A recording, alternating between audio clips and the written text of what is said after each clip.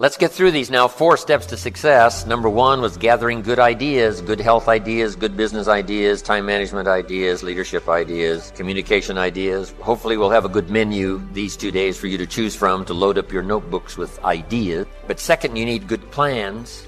Tomorrow we'll talk about a game plan in our time management session. Plans to achieve. Ideas gather dust. They don't produce at all by themselves. It's like philosophy is not the end. Philosophy is the beginning. Philosophy must be invested. When I talked about philosophy, attitude, and disciplines, they must be invested. And if you invest philosophy and attitude in disciplines, then they produce results. Here's a good phrase. Wisdom uninvested in labor is wasted. Wisdom uninvested in labor is wasted. Attitude, even the highest of attitude, which is faith. Faith uninvested is wasted, produces nothing. So the name of the game is not faith. The name of the game is not philosophy. The name of the game is to put faith and philosophy into activity so that it starts making progress. Turning nothing into something. Let me give you that formula. How do you turn nothing into something? Here's how you start. There's 3 steps to it. Number 1, imagination. And we'll really talk tomorrow about setting goals, dreaming about the future. What do you want? Where do you want to go? What do you want to do? What do you want to be? What do you want to have? Try to imagine yourself in those new, worthwhile, unique positions. So imagination starts to change everything. Now, imagination is not tangible, but it is almost real. Almost real.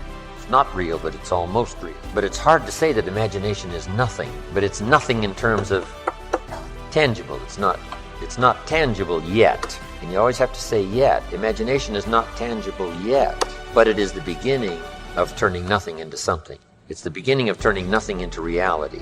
Imagination. Imagination is the ability to see things that don't yet exist. The ability to see what does not yet exist. Imagination is real in the sense that it affects. It'll affect your behavior. It'll affect your enthusiasm. It'll affect your emotions. It's real in that sense, but it's not real in the tangible sense. But to turn nothing into something, you start with imagination. Next is faith. To believe that what you imagine is possible. How do we start to strengthen our belief in that what we imagine is possible to turn it into reality? And there's 2 or 3 ways. One is to believe your own testimony. If you've done it before, why couldn't you do it again? If you've done it once, couldn't you do it the second time? Why not believe in your own testimonial? If I did it before, I can do it again. I was rich by age 31 and broke by age 33. But now, my question was, could I do it again? The answer was, yes, of course. I lost the money, but I didn't lose the skills. And that's what's important about personal development. You can lose the money, but not the skills, so who cares about the money? Unless it's getting late, right? And you're like 90, and it's a little difficult to go back to the streets. But hey, once you've got the skills, you own the skills. It's like sales. A skill is more valuable than a sale. Sometimes a salesperson says, I need a sale. I said, no, you need a skill. Sales are temporary. Skills are permanent. So we start with imagination, which is almost real. It's not real yet. It's not tangible yet, but it's almost real. Now we move to faith, to believe that what we imagine is possible. So we study our own testimonials. We've done it before, we can do it again. Here's what else we study. Other testimonials of somebody who did it. Somebody that built a hotel said, yes, I started with some plans, finally believed it was possible, and here it is. Say, well, if it's possible for one, it's possible for another. In fact, sometimes when we hear the testimonial, here's how they finished. If I can do it, you can do it. See, that's a classic testimonial that gives us now what we call faith. And one of the ancient wise writers said, faith is generated by what we hear. Faith is generated by what we hear. The vocabulary of what we hear, the vocabulary of what we read, that generates faith, to believe that it's possible. Now, faith is not reality. You can't say faith is nothing because it affects. It's like radiation. To us, it's nothing because it can't be seen. But radiation is so powerful it can kill you, right? You can't see it, but it has an incredible effect. And that's true of faith. Faith can't be seen, right? With the natural eye, it can't be seen, but it has an incredible effect on your attitude, on your behavior, on your disciplines, on your work for the day, and all the rest. So faith is tangible in that sense, that it affects the emotions, it affects the drive. But we still don't have a hotel. Even though the imagination is very powerful, and even though faith is very real, we still don't have a hotel. because faith is not a hotel. Now, it's almost. It is so close. Here's what one writer described faith. Faith is a substance of hope. Now, it's not a substance like a brick being a piece of the hotel, but it's almost. It's so close, it's substance. And the writer also said it's so close, it's evidence. Now, not evidence you can see, but tangible evidence that's just as real as all of our human experiences that can't be touched, can't be seen. It's called the unseen magic. Language is the unseen magic. It can't be seen. The words can't be seen as they're transmitted from the speaker to the one who listens, but it can have a profound effect. That means it's more than nothing. Language is more than nothing, and our next big subject is going to be communication, how to affect other people with words. But to create something out of nothing, we start with imagination, then we move to faith, which believes it's possible, which is almost real. You must take 100% responsibility for your life and your results. And what that means is you have to give up all blaming, all complaining, all excuse making, all looking out at the world and saying, well, if the world were different, then I would be better off. We go through all these things where we say, if it wasn't for that, if it wasn't for the war, if it wasn't for him, if it wasn't for her, if it wasn't for the economy, then my life would be working perfectly. But there's a little formula I learned that's very, very powerful, and it really is the basis of everything I teach. It says E plus R equals O. And what that stands for are the events in your life, you have a response to them, and that creates outcomes. And everything in your life that you experience, whether you love it or you complain about it, is an outcome of how you've responded to earlier events. For example, if I put $200 in front of you and you go out and party with it, a month later your net worth hasn't increased. But if I put that $200 in front of you, that's the event, your response is you invested, and then a year later maybe it went up to $250. So now your net worth went up. Same event, different responses. Basically, it's not what people say to you, it's not what they do to you. The world's just out there worlding, it's not personal. And if you want a different outcome, because E plus R equals O is like 2 plus 2 equals 4, and if you're not happy with 4, you've got to change your response. The word responsibility means you have the ability to change your response to something other than what you're currently doing.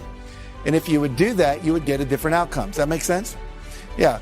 So basically, we are responsible to change our behavior until we get the outcomes we want.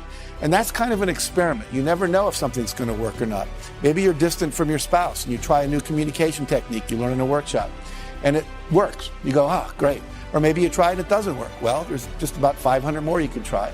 You know, you could read Men Are From Mars, Women Are From Venus, Children Are From Hell, one of those books.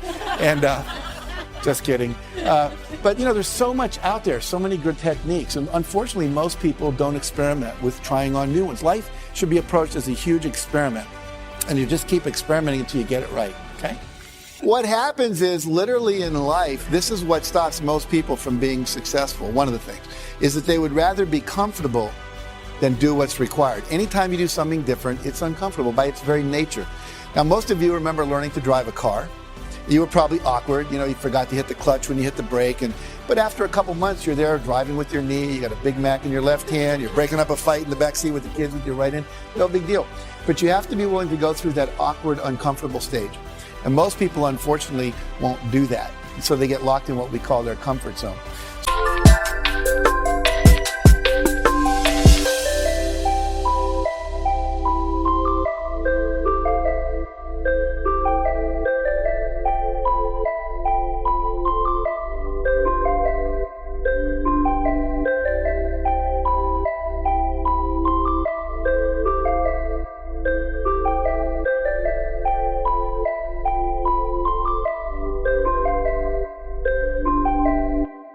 So what I want you to do is to realize that life is an experiment. You have lots of responses that are possible, and I'm going to teach you some of those new ones perhaps that you can apply to your success.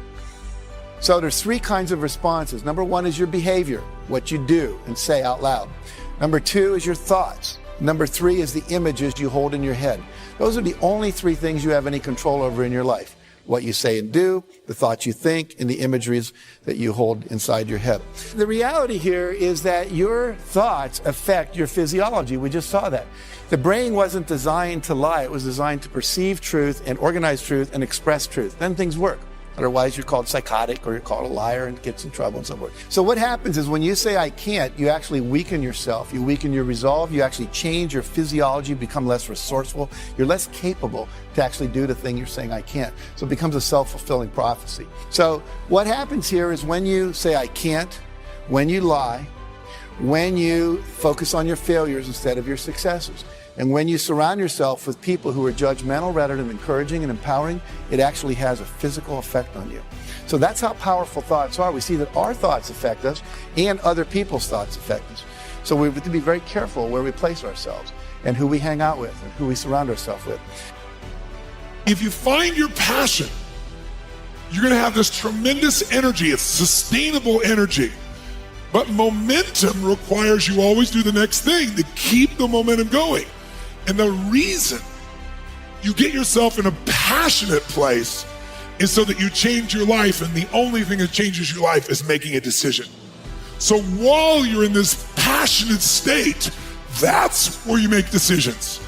You don't make decisions when you're like, oh, I don't know, what do you think? All right, let's decide. If you make a decision in a state without momentum, if you make a decision from a place where there's no passion, you are not going to get momentum. It'll kill momentum. It's decide, commit, and resolve.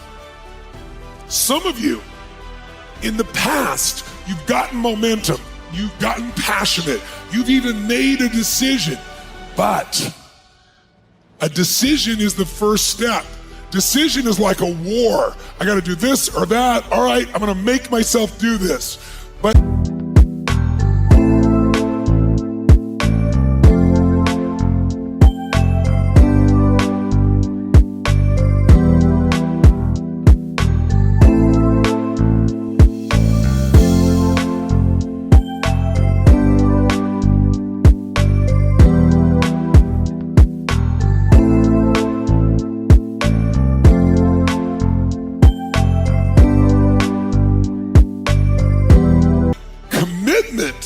is when you now, after you've decided, you commit to do this for the long term. Whether it's hard or easy, doesn't matter. You're doing this.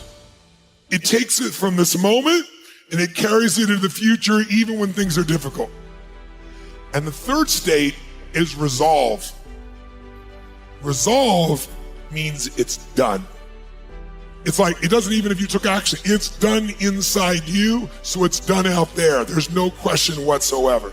Then once you decide, the only way the commitment and the energy and the momentum continues is if you take immediate, massive what, my friends? Massive what? Write down in your notes, massive action is the cure-all. Massive action is the cure-all. If you're having a difficult time with something, your relationship isn't where you want it to be, your finances are not where you want to be, your body's not where you want to be, your business is not where you want to be, you need to take massive action. And if that doesn't work, try something else. If that doesn't work, try something else. Keep going with massive action and you will find the way, because it will give you momentum.